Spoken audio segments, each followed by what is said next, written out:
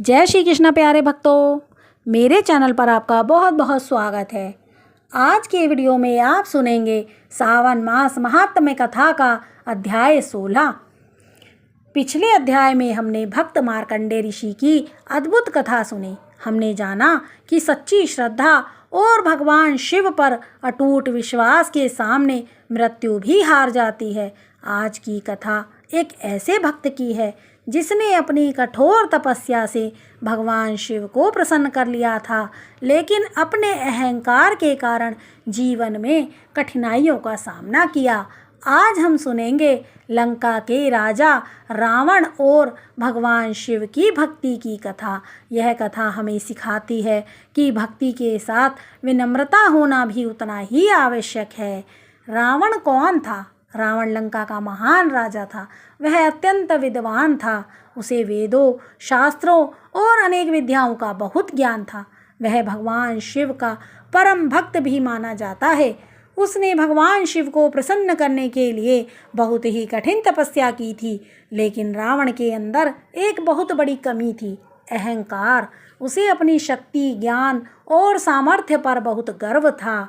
एक समय रावण ने भगवान शिव को प्रसन्न करने के लिए हिमालय पर्वत पर जाकर घोर तपस्या आरंभ की। वर्षों तक उसने भगवान शिव का ध्यान किया, लेकिन जब भगवान शिव उसके सामने प्रकट नहीं हुए तो उसने अपनी तपस्या और भी कठिन कर दी। कहा जाता है कि रावण ने अपने सिर भगवान शिव को अर्पित करने तक का संकल्प कर लिया। उसकी कठोर तपस्या से प्रसन्न होकर भगवान शिव उसके सामने प्रकट हुए। भगवान शिव ने कहा, रावण, मैं तुम्हारी तपस्या से प्रसन्न हूँ, मांगो तुम्हें क्या चाहिए। रावण ने भगवान शिव से अनेक शक्तियाँ और वरदान मांगे। भगवान शिव ने उसे कई दिव्य शक्तियाँ प्रदान की। रावण ने भगवान शिव से अपना प्रिय वाद्य यंत्र भी प्राप्त किया, जिसे उसने अपनी भक्ति से बनाया था। भगवान शिव ने उसे आशीर्वाद दिया। वरदान प्राप्त करने के बाद रावण की शक्ति बहुत बढ़ गई। एक बार वह अपने पुष्पक विमान से यात्रा कर रहा था। जब वह कैलाश पर्वत के पास पहुंचा तो उसे आगे जाने से रोका गया। नंदी महाराज ने कहा, यह भगवान शिव का निवास स्थान है, यहाँ से आगे जाना संभव नहीं है।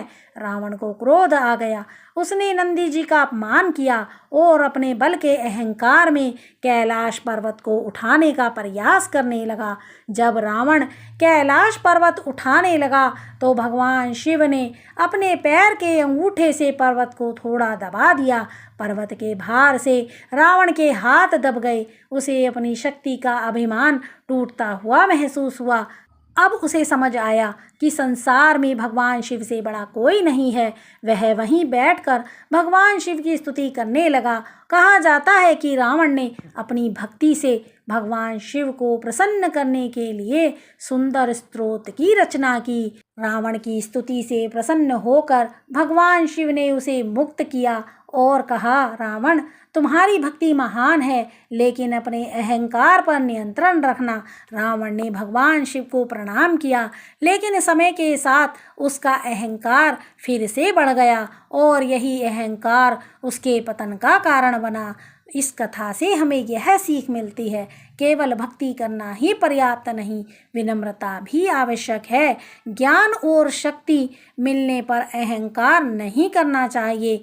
भगवान की कृपा पाने के बाद भी सदैव धर्म के मार्ग पर चलना चाहिए। सच्ची महानता अपने सामर्थ्य का उपयोग अच्छे कार्यों में करने में है। सावन मास हमें याद दिलाता है कि भगवान शिव सरल हृदय और विनम्र भक्तों पर शीघ्र प्रसन्न होते हैं। आज हम संकल्प करते हैं, हे महादेव, हमें भक्ति के साथ विनम्रता भी प्रदान करें, हमारे मन से अहंकार दूर करें और हमें धर्म के मार्ग पर चलने की शक्ति दें। तो ये थी आज की कथा। आशा करती हूँ कथा आपको अच्छी लगी होगी। अगर अच्छी लगी तो वीडियो लाइक करें, चैनल को सब्सक्राइब करें और कमेंट में हर हर महादेव लिखना ना भूलें।